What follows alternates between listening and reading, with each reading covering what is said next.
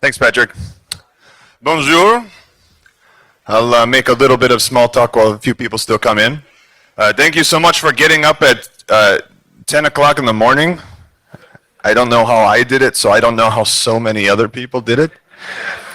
I just drank a double cappuccino, so in about 15 minutes it's going to get crazy up here. You can watch it happen.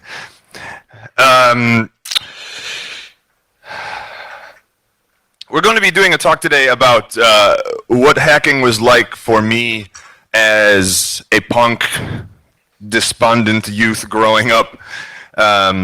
Originally, the idea was, let's talk about hacking in the 90s, because that's really when we were doing a lot of it. That's when the internet became popular. That's when computers started to be in more and more homes. However, I found that my experience with hacking and my start in hacking actually started as I was way younger in the 1980s. So this trip is going to maybe start about the mid-80s, 1983, 1985 or so, and work up from there.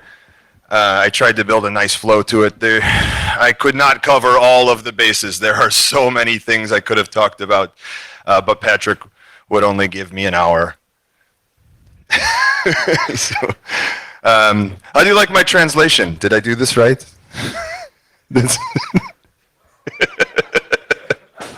It's supposed to be funny. You can laugh. So I will go very quickly for this because I know nobody's that interested. I am a information security engineer turned penetration tester.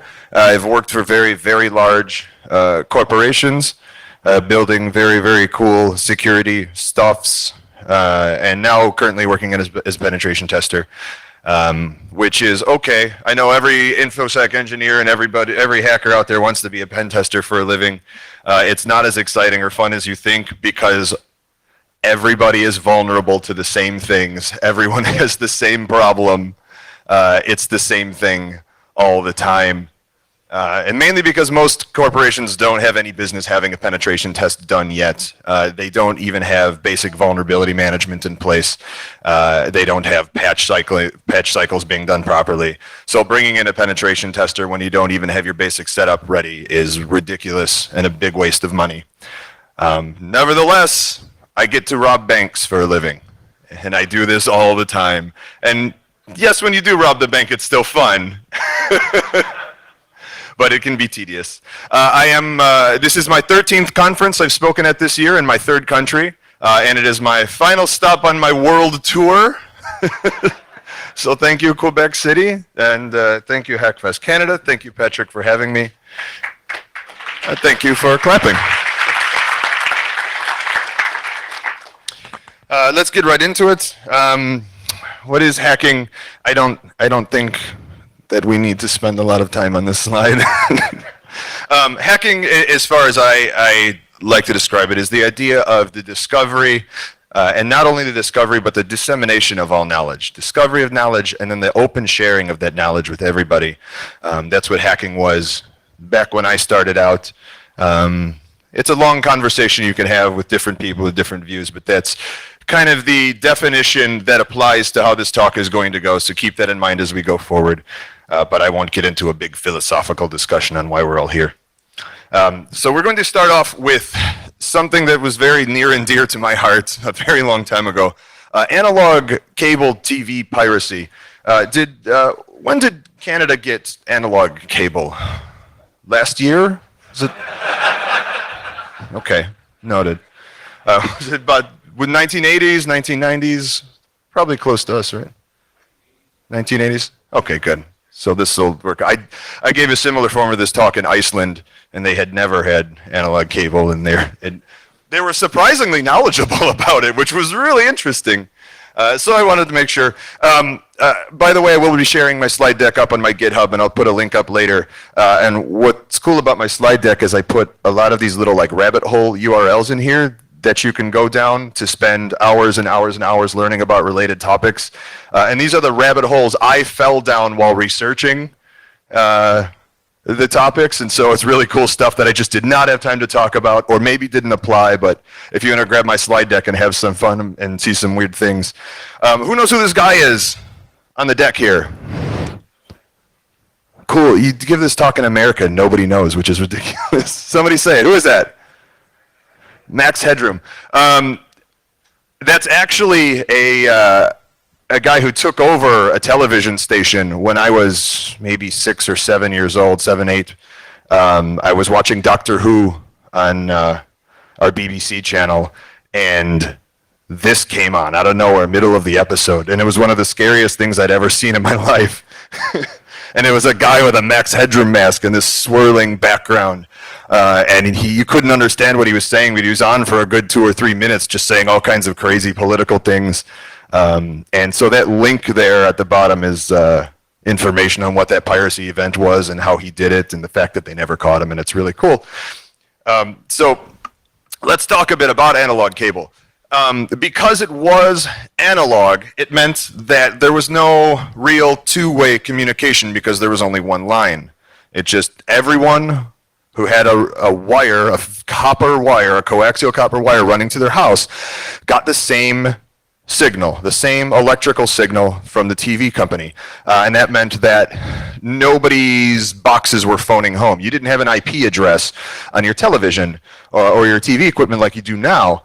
Everyone just got the same thing. And because of that, anyone who was attempting to do something malicious, attempting to steal a signal, do something like that, it wasn't really easy for the cable companies to be able to catch them. The best they could tell is that there was a significant drop in the signal power in an area because somebody had spliced into the line. And beyond that, they had to send someone out and literally just test every split in the line and figure out where it went. And that was tedious, and you had to pay a lot of people. And so generally, they didn't do that for the home users. It wasn't a huge concern. So what that meant was if you wanted cable in your house, you literally just went out to the pole, to the telephone pole where all the cable lines were strung, and you just tapped into what was up there. And because the way that they sent you things that were like pay-per-view or premium channels and all of that were only for specific users was because it was still analog. All that got sent to every house, and a lot of people think that was scrambled. Who remembers the scrambled TV images that looked like this? We're not going to say why we remember these scrambled TV images. We're just going to say that we were scrolling and happened to see an excellent documentary on animal behaviors. So I put the NSFW tag, so don't watch this at work. And so how do you think that scrambling was done? Do you think that was done at the station and then they only descrambled it for certain users that had paid for that? That's not possible. Why? Because they can't target you, because there was no two-way communication, there was no addressing system. Well, there was an addressing system, and it was basically the serial number on your cable box that the line plugged into. But there was still no two-way communication. So the way the signal worked is everything was clear on its way to your house. And your cable box in your house is what did the scrambling. So your own equipment was taking in plain text and then obfuscating, which is great. Because of that, it was really easy to descramble these channels. It was really easy to build what we call black boxes that descrambled, but in reality, they weren't descrambling at all. All they were doing was intercepting the electrical signal on the line that your box interpreted as, hey, make sure you're scrambling this channel, and it just dissipated it to heat. Remember, it was all analog. So it took this pulse of electricity, converted it to heat, your cable box never got it. So all your cable box is doing is just taking in everything and throwing it right onto your screen. And that was great for a very long time. You could get your hands on a black box easy. You could build your own black box very easily if you wanted. They were easy. They were about $100, which is a little much at the time, but when you consider how much any premium channel cost, it quickly paid for itself. The cable companies wanted to crack down on who was making these black boxes. Just like drug dealers, like catching the guy on the street selling it, not a huge deal. What you want to do is you want to catch the guy who's giving him the stuff. You want to catch the bigger problem, the guy who's making thousands of these black boxes and selling them to people on what was essentially Craigslist back then. And so really cool story I'll share about that is there was a Mike Tyson fight. Who remembers Mike Tyson? Everybody knows Mike Tyson. He's probably the most famous boxer of all time, arguably, or maybe the craziest. It's Mike Tyson. So Mike Tyson in the U.S. was huge, and that was the pay-per-view event. There was two that everyone got. It was Mike Tyson, and it was WWF wrestling. It was WrestleMania. And so when Mike Tyson had a fight, you knew somebody who had the Tyson fight on pay-per-view, and it was incredibly expensive. So chances are you actually just knew somebody who was stealing pay-per-view and had the Tyson fight. And so they wanted to crack down on these people. But how do you crack down on these people when you can't target them, when you can't identify them, their system doesn't talk back, they don't have an IP address, and you can't scramble at your end and de-scramble on the other. They found a way to target these people by, I'll just tell you a story. So if you are stealing pay-per-view, that means that 24 hours a day, your pay-per-view channel is de-scrambled, right? No matter what's on, you just turn on that channel. There it is, because you never got the scramble signal. There wasn't always something on pay-per-view. There was blank areas, because there wasn't always a Mike Tyson fight or whatever. And so this particular night, they had a Mike Tyson fight that was, say, from 6 p.m. to 8 p.m. And then 8 p.m. to 8:30 was nothing, just blank. You get a black screen or color bars. And then 8:30 to 10 was something else. So who is watching, who can see that blank segment between 8 and 8:30? The pirates, the people stealing pay-per-view. Because the way the signal works with the pay-per-view is 6 to 8, you get the de-scramble signal, or stop scrambling signal. 8 o'clock, you get the start scrambling. 8:30, if you paid for it, you would get the stop scrambling again. So 8 to 8:30, the only people who can see this are people watching pay-per-view, stealing pay-per-view. So what do you think they did? Sent them an angry message on the screen like, hey, you should stop. No. They tried to sell them something. They said, hey, thanks for buying that Mike Tyson fight on pay-per-view. We would like to send you a free Mike Tyson hat. And in the 80s, everybody wanted hats. I don't know, big trucker hats. But you get a free Mike Tyson hat.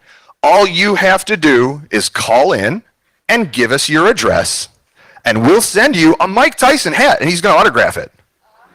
Who doesn't want to autograph Mike Tyson hat? Just call us, give us your address.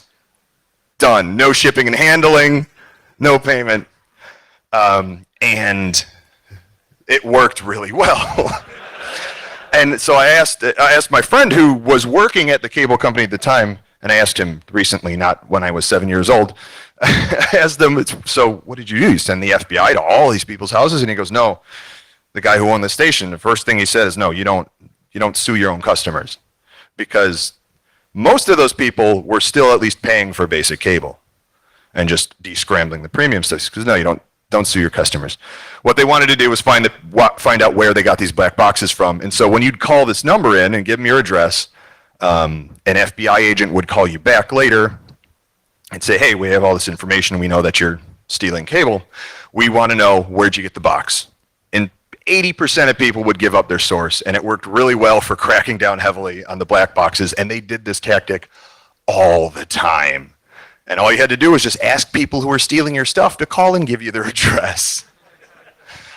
So say you wanted to do this yourself. Say, like, hey, I don't want to pay the cable guy $100 to go patch me in up there, because that's what you used to do. If you saw him installing cable at someone's house, you just walk over with $100 and go, hey, but that house too. And he'd go, all right, I'm already up there. Because there was no way to track them. And they would give you the cable box because they would take huge armloads of them from the warehouse because their inventory wasn't tracked.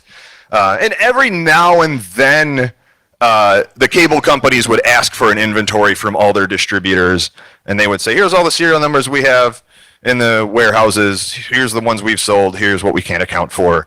And then the cable companies would send a start scrambling on all channels signal to any of the missing serial numbers. And then any valid customers that called and complained, they just ship them a new box. But that was the only way you could do it. Like, you couldn't target individual boxes. You had to send this huge signal down containing like all of these serial numbers. DirecTV, Dish Network, all of those still use a similar system because the uplink is so slow. They still send down the ID number of your specific card and tell it what it can and can't descramble and all of that. So still in use today. But if you wanted to do this yourself, you had to figure out how. And you're not just going to go up on the pole and just start connecting wires together and see what happens. And so the way I learned about it, and a lot of people at the time learned about it, was text files. Who knows what text files are? Who's seen this word text files, like one word? Cool. This is a good audience for this then. Text files were what they sound like. They were text files. They were ASCII files that were around, I can't say the internet, because the internet wasn't around yet. They were on servers that you could dial into and find in special places, and they contained information about performing legally questionable acts, morally obscure. But because things like JPEGs even were so comparably huge at the time versus you're dialing in with a 9600 baud modem that's 9.6 kilobits a second. Do you know what it took to download a picture? 5 minutes? Yeah, can you imagine X-Hamster? Of course not, none of us can. Again, don't Google that at work either. Can imagine it. So what we had was like these images here. This was actually the picture of the top of the cable boxes they were starting to drop in people's backyards in the newer subdivisions in the suburbs where they weren't running telephone pole lines anymore. And so you would get a picture like this, like if you open up the lid, you will see 4 terminals here, and like this is your thing you had to go by. And a lot of people killed the cable signal to their subdivision. There was a lot of problem. Some people I knew very personally. It wasn't my fault. It was whoever made this text file. So where did you find these text files specifically? They were on what was called BBS or billboard servers. Who remembers billboard servers? BBSs. Yes, that always gets a good response. BBS servers were kind of one of the starts of what we call the internet today. They weren't part of the internet from the ground up. They were something that was out there that kind of influenced how the internet still works now. And they were servers that somebody ran out of their house usually. And it was usually also a guy's computer that he used. And it was a phone line that he also used. And so they had these text files on them that had pretty much everything you can imagine, like I said, that's nefarious, including a lot of vulnerabilities, browser vulnerabilities, software vulnerabilities, things like that. We were already getting into software exploits here. We were already getting into how to attack other people's computers when we didn't even have an internet up yet. Like nearly every computer out there was direct dial. You picked up the phone and you literally called somebody's computer. Specific item of note is the wardial.exe. That was like, there was 2 default things you put on your BBS server when you stood it up. One was the Anarchist Cookbook. Who knows the Anarchist Cookbook? Yeah, it's the most hands I've gotten yet. One was the Anarchist Cookbook, and one was wardial.exe. I think we'll talk about that one in a bit. Let's see. Yeah, later. So BBS servers, like I said, were in someone's home using someone's phone line. And if you wanted to call one, first you had to find the phone number for it. And so there was these big lists that were distributed that had all these BBS phone numbers.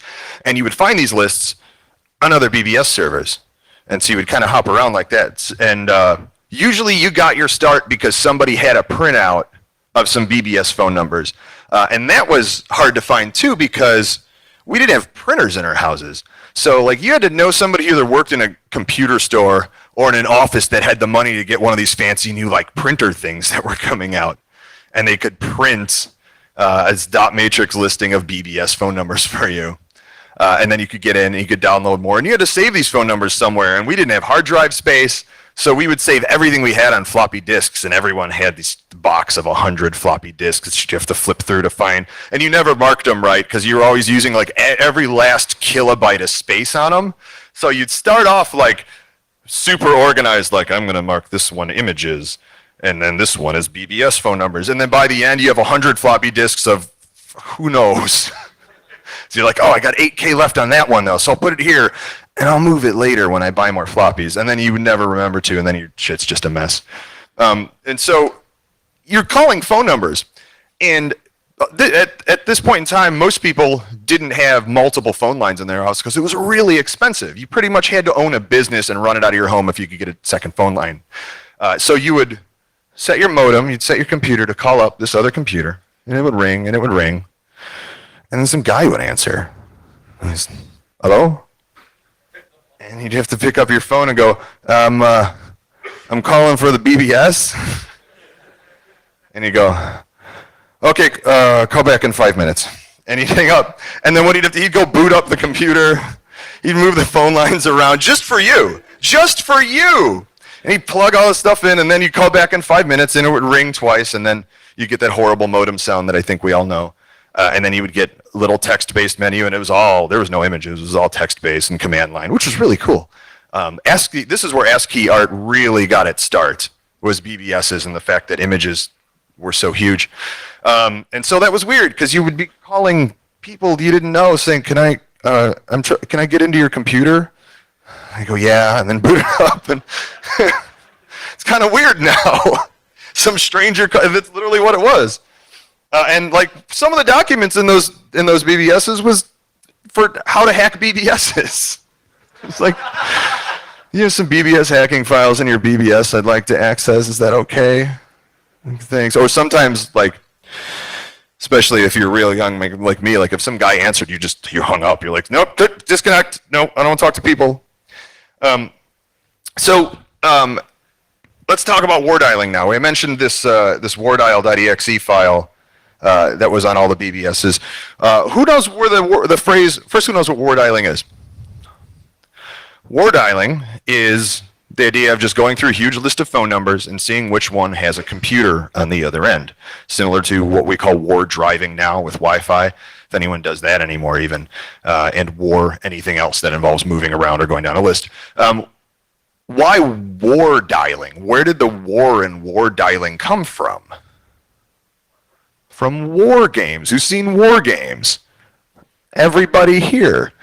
Yeah. So somebody made, and what was the kid doing at the beginning of war games? It's exactly what he was doing. He was calling phone numbers, trying to find a computer on the other end, and somebody wrote an executable, called it war dial because of war games, and this became incredibly popular. Started the word war dialing, which we still use in some context today, and it did in fact come from war games. And so the way that worked is you would just give it a huge list of phone numbers, and it would just go down the list. It would ring twice and hang up, because if nobody picked up by the second ring, that means there's not a computer on the other end, because computers always picked up by the second ring. And so it would just go down and mark which ones had a carrier signal on the other end, and then you would have to go back later manually and dial into each of those and see exactly what it was. What's really cool about dialing direct into a server? Anybody? You're dialing direct into a server. You're bypassing any perimeter security that company may have had whatsoever, because it's literally a phone line from in the alley out back all the way into that box. And so that was really, really fun, because most people weren't even thinking security. This was all set up for redundancy and ease of quick access. Security was not even an afterthought. It was no thought. There was no thought on security. Cool thing I mentioned here was a bunch of guys from Milwaukee, Wisconsin, the 414s, who just war dialed their way into tons of companies and wreaked a lot of havoc.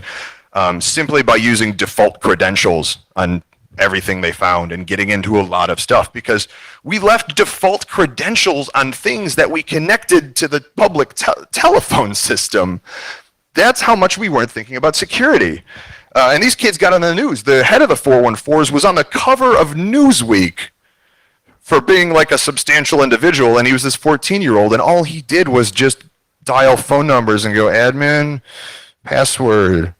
No, okay, next one, admin, password. And he got on Newsweek for that. It was that substantial of a thing. So let's talk about things like that. Right, early 90s, 93, 94, the internet really started taking off, started exploding, especially in the US. There's a big push to get it in schools and libraries right off the bat. AOL, CompuServe, Prodigy, a lot of those got very popular in the US. And we all at least had a friend whose parents had enough money to get a computer for the house and possibly an ISP account like that. It was not cheap at all. The computer was usually a shared computer for the family. No one had personal computers. It was usually in the family room, a shared living space in the house. And so whatever you were doing on that computer, pretty much everyone could see what you were up to. So we spent a lot of time on the computers after midnight when the people weren't wandering around the house so much. Some fun facts about the internet in the 90s. Everything in every company had a public IP. I mean, every server in your company has a public IP. Has an IP I can at least ping from my house. How awesome is that? There was, like, LANs were not really built out. Network infrastructure wasn't really a thing. Network hardware wasn't huge. It was very expensive. Not everyone had it, especially if you were a smaller business trying to just make it as in some sort of internet-based entity. What's that? Oh, there was no NAT, absolutely no NAT whatsoever. And because there was no NAT, and because there was usually no LAN, or no LAN to speak of, or of note, or of importance, how were you transferring information between all of these systems in your company? You were usually just FTPing, using those public IPs back and forth over the internet. And while SSH, TLS, SSL over Telnet did eventually come around, as with all brand new technology, especially brand new back-end technologies like that, they weren't immediately adopted. They took up a lot of resources, system resources, encrypting traffic live. Sorry. Hey, Patrick, John McAfee's calling you. He's got it. Okay. Yeah, he's up here Skyping with John McAfee while I'm trying to get ready for my talk. I'm like, hey, John. So it was really hard to implement those technologies because you couldn't just stick them on anything, and they were unstable, and it was kind of rough. So the vast majority of the time, you're looking at plain text traffic, FTP, and you're transferring important things, usually. It's somewhat important, and we'll talk about that later. So what does all of that mean? That means that this was my Friday nights. Someone I know was doing this on Friday nights. Nearly everything out there was running Unix. There's a lot of IBM, a lot of Solaris, because we're talking before IIS was out. We're talking before Windows Server was out. NT 6 started to really come into prevalence. That's really when Microsoft Server stuff took off because LANs were getting popular, but Microsoft didn't really have a foothold in here yet. It was pretty much Unix all day. Linux was certainly not a big thing at the start of this. It was just a gleam in Linus's eye. And so it was find an IP, pardon me, find a server, find their FTP connection, which was always on port what? Every time. Yeah, they would, and this is before port scanners. So like if they weren't on port 21, you had a little bit of difficulty, but generally just everything's default.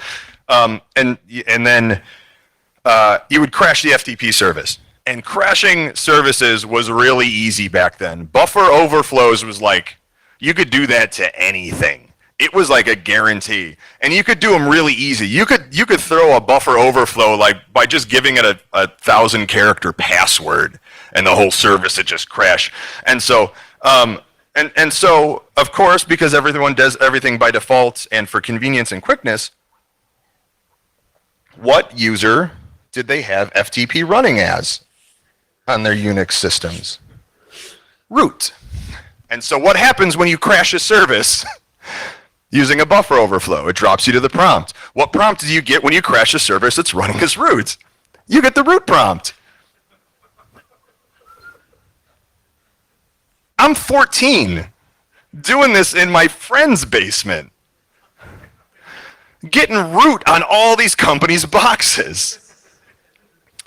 And it was, like I said, just simple buffer overflows. And then what you do is you would fire up TCP dump and just listen to all of that plain text traffic all day.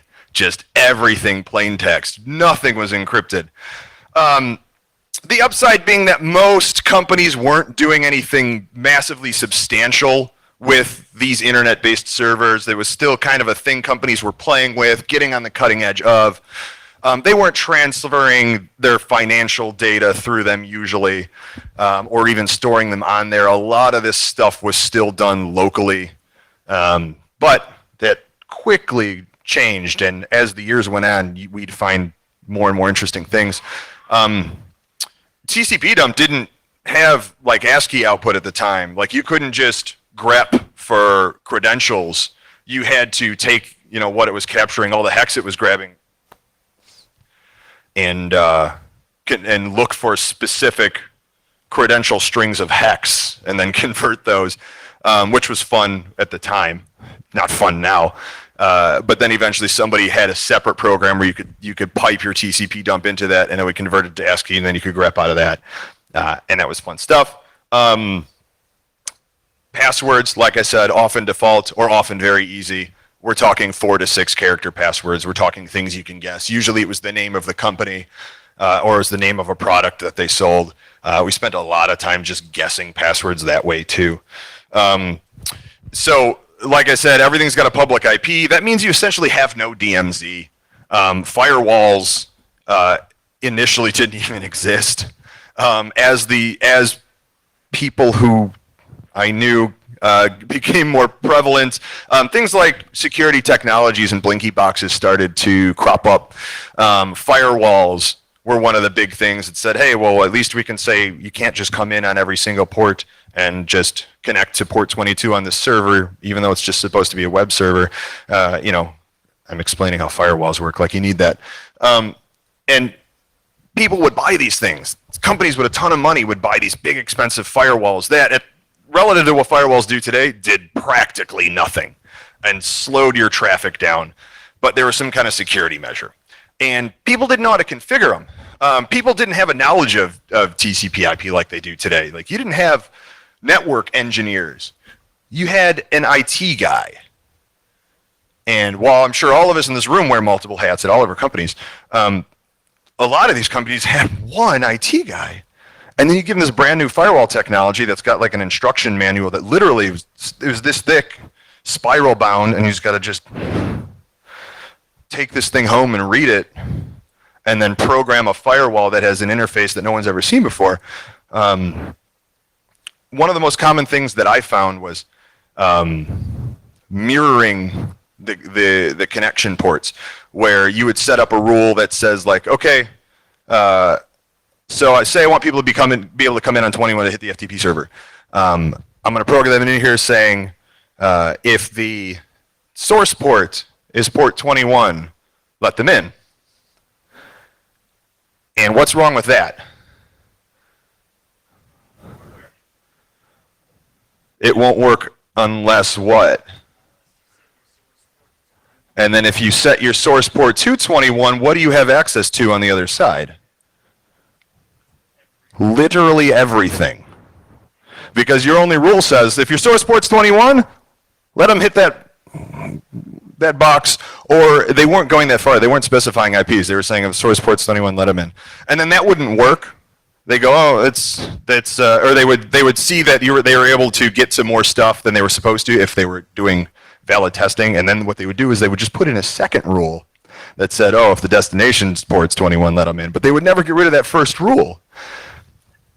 And then a lot of times what we'd find is a bunch of rules of somebody clearly trying to figure out how to do something, and then just an any rule at the bottom. So we'd like find firewalls after we were in and then be like, what happened here? How much did they pay for this thing that they've put a bypass rule on? And they think it's working. IDS has started to come out, and again, just garbage. They would look for like very simple things like now port scanners had become prevalent, so your IDS had like 2 signatures, and one was like, see if anybody is pinging consecutive ports in a row, and if they are, that's a hacker. How do you bypass that? Yeah, you just randomize your ports. Now I've bypassed your $10,000 IDS. It was like that. It was that easy. And they'd say, oh, here's how you can write your own signatures. But you didn't have security engineers. You didn't even have network engineers. But you had an IT guy who was supposed to write signatures for this brand new thing that nobody understands without Google. I can't do my job without Google. And I rob banks.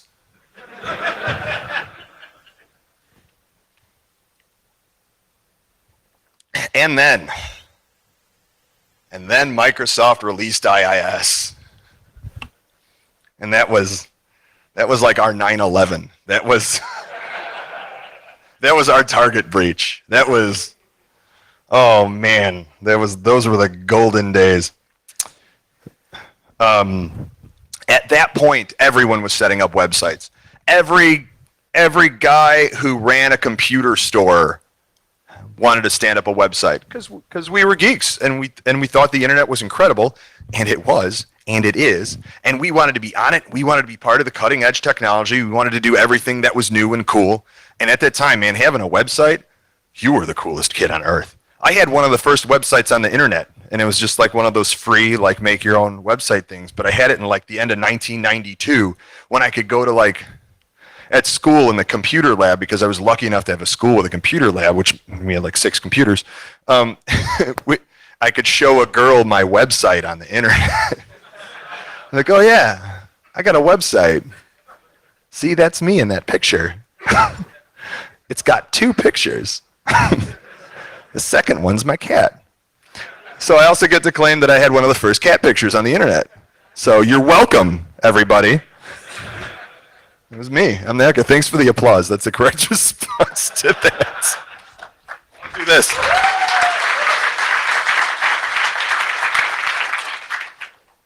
Were you guys at Hackfest Canada when Johnny Xmas claimed to invent cat pictures on the internet? That guy's amazing. So, once again, now you've got people who don't really understand new technology. New technology on its own being incredibly insecure just by nature of what it is. The internet was being wrecked. It was the wildest of the Wild West. Anybody with a big enough gun could own the internet. And it wasn't a huge deal because, once again, people weren't putting tons of stuff on the internet. They weren't hosting anything vastly important. The majority of these sites were literally like, come to Joe's Computer Shack where we'll upgrade your RAM for $9.95. Here's a picture of RAM. And so, yeah, I could get into that guy's site and deface it and go, your RAM is $99.95. And it's great. So what? When you're 15, 16, and you're wrecking the internet like that, it's the greatest feeling on earth. And so defacing was a huge problem, but only relative to what the problems out there were. One of the cool things you could do and this eventually started to get some bad legal precedents, was intercept sensitive information if you got your hands on it, and this is financial information, emails, things like that, because once again, not a lot of encryption going on. And you would print this out somewhere, usually at the library or at school, and you would walk into the front door of the corporation with this paperwork and go, hey, so you've got all this stuff out there on the internet. I'd like to fix that for you for $10,000. And we laugh now. Back then, the companies would go, oh, okay, come here. That's where the computers are. Do you want to just, here, go. And eventually what happened was corporations started suing. They were calling it blackmail. Even if you didn't threaten to show the world all this horrible information you found about them, they were calling it blackmail, and they were winning because they had more money than we did to pay better lawyers. So what does that sound like? That sounds like dumpster diving on the internet, though. And who remembers dumpster diving? A very slim amount of people. So dumpster diving is what it sounds like. Anybody who comes to me later and tell me what movie that scene is from, I will get a beer. That's a horrible, horrible movie, and it's fantastic. So dumpster diving was literally jumping into a dumpster and seeing what you could find. Now, you wouldn't do it outside of like restaurants where there's horrible things. You would do it outside of companies that regularly threw out paper. My favorites, other people's favorites, were big box stores, anyone that did tons and tons of credit card transactions, Circuit City, Best Buy, etc. Because back then, receipts had plain text credit card numbers on them. And at the end of the day, when you'd close out your credit card machine, it would print every credit card number that you took in that day. And then your cash register guy would write down the total from that onto his log sheet for his register, and then he would take this big pile of credit card numbers, and he would go right in the garbage. And then that garbage gets emptied into the dumpster times 8, 10, 12 cashiers a day. Every day in the dumpster, thousands of credit card numbers. And you go, so you got your credit card number, what are you going to do with that? Well, what you're going to do is because, A, there was no CVV at the time. All you needed was a credit card number. What they were doing to protect against fraud, and this was fraud back when you couldn't order things online, you had to call places. And remember, as seen on TV, and like, 4 easy payments in 1995 plus shipping and handling. You'd call those places, and you would give them the address of whatever house was being built on your block or was for sale, because they weren't doing address verification. If you had a credit card number, you were in. The world was your oyster. And so you just ship the box down the street, the UPS guy would go, oh, no one's home, I'll leave it on the porch. And then you just keep looking until you see a box turn up. They'd never catch you. So I had a lot of dumb toys in the 90s. And so once the internet started getting more prevalent, the rise of the hackers and the crackers came to be, with online forums and chat rooms and things like that, enabling people to constantly talk to each other. This diversion happened. And in 1993, the hackers were the white hats. The hackers were the purists, the ones I was talking about who were like, we find out how everything works. We discover all knowledge, and we share that freely with all people. We're the saviors of humankind.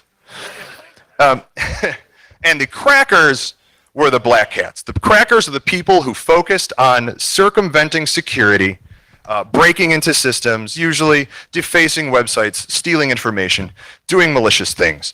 And the hackers hated them, and that's why they were given their own name, crackers. Like, those aren't hackers. They're doing bad things. Don't associate them with us. Shortly thereafter, once the internet started getting really big, the white hats disappeared. Every white hat was also a black hat, and it was just black hats deciding what information they found that they were going to share. And the crackers were the skitties, the low-level guys who were stealing stuff from the hackers and just writing key gens and things like that. Still, they hated each other. And there was a big thing where, like, you never called yourself a hacker. Calling yourself a hacker online is like calling yourself undoxable. Like, you were destroyed. So no, you got called a hacker, No, you did not call yourself a hacker because the hackers would come after you to prove that you were lying. And now it's kind of all the same. Running low on time, I'll skip ahead here.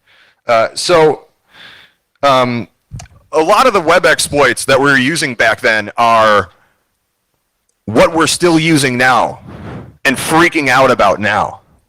SQLi, I was using in 1995, 96, 97. We just called it SQL. It was just try SQL, and it works, and haha, it works. Hacking JavaScript was super easy. We would send pop-ups to our friends all the time as a gag. Like you just send an IM with a link and everybody would click on stuff. Everybody clicked everything because it was like, oh, the internet, more internet, cool.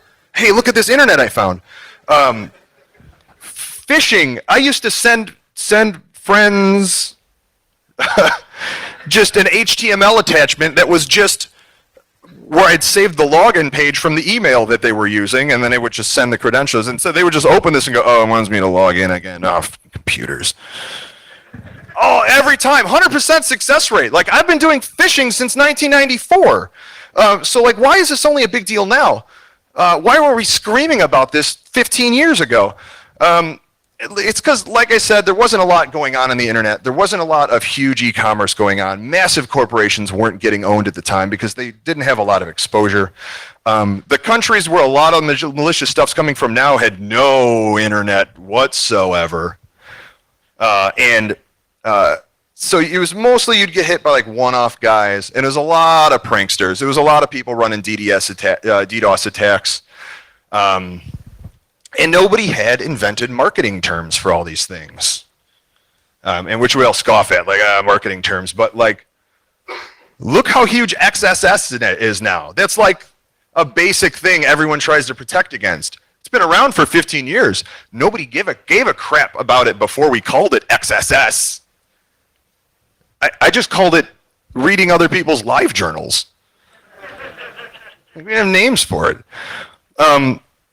And so, like, why is this still a problem now that we, like, have this fear of it, and we have these marketing terms and these buzzwords that we can give to our CIO and go, hey, man, XSS, we got to stop this XSS, SQLi.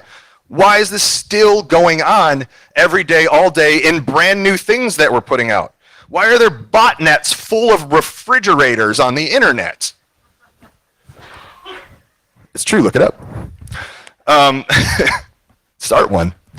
And it's because we're still using security as an afterthought in our companies. Our companies are creating a product without having security involved in the creation of that product. The product either being software or literally being a refrigerator. And they're asking security to look at the product after the fact. They're going to go, cool, product A is done. Hey, security, can you do a quick review of this and make sure it's cool? And yeah, you can. And you could put all your effort into reviewing that thing and said, yeah, this looks good. But you're just one guy. And you weren't involved in it from the get-go. You don't know every last aspect of what went on in the development of whatever that product is. Our companies have such a huge push, especially technology companies, to just get the newest, most brand new thing out there as fast as possible. And whatever, we'll patch it in post. Who plays video games? Who buys a brand new video game on launch day and has to download a 2 gig patch for it? Who bought Halo 5 and is still angry?